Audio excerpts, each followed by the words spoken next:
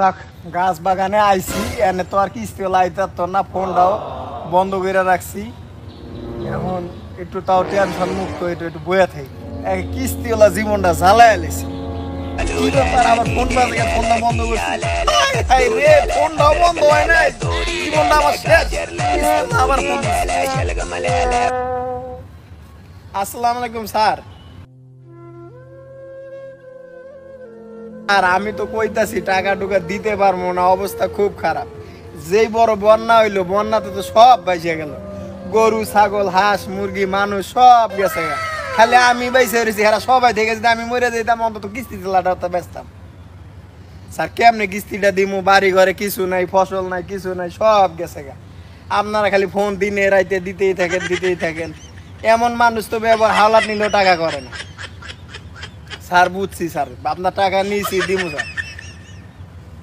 আপনি বিকেলে আমার বাড়িতে কি করেন? বিকেলে আমি টাকা বানাবো, আমার বাড়িতে কি মেশিন আছে স্যার? স্যার আপনি এই ইয়াটা করেন না স্যার, আপনার আসার দরকার নেই স্যার। আইসেন না স্যার, আইসেন না, আসলে টাকা পাইবেন না স্যার।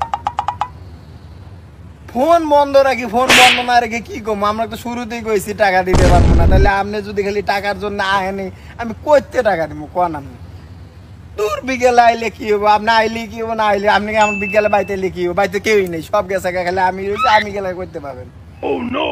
টাকা কবে দিব? আমি টাকা সবকিছু পরিবেশ পরিস্থিতি ঠান্ডা না হওয়া পর্যন্ত, কাজ কাম ফসলাদি না হওয়া পর্যন্ত আপনার টাকা দিতে পারবো না। আর যদি আপনার ভাল লাগে যে না আমি আমার ধরে নিয়ে যাবো, নেন, আমার ধরে নিয়ে যে থানায় দিবেন না পুলিশ দিবেন, দেন। আমার না, আমার এটি ভাল লাগে না। দূর মেয়ে এত কথা কইেন না, সে ভাল লাগে না আপনাকে এখন দিতে পারবো না, জান না, ভাল লাগে না কোনো কিছু। আপনাকে জ্বালা কিস্তির টাকা যেন আর কেউ না উঠে, এই এত জ্বালা কিস্তির আর ভাল লাগে না। না খেয়ে থাকা ভালো, কিস্তির টাকা উঠা ভালো না। আল্লাহ মাফ করে দেয়, আল্লাহ মাফ করে দিও, আল্লাহ মাফ করে দিও।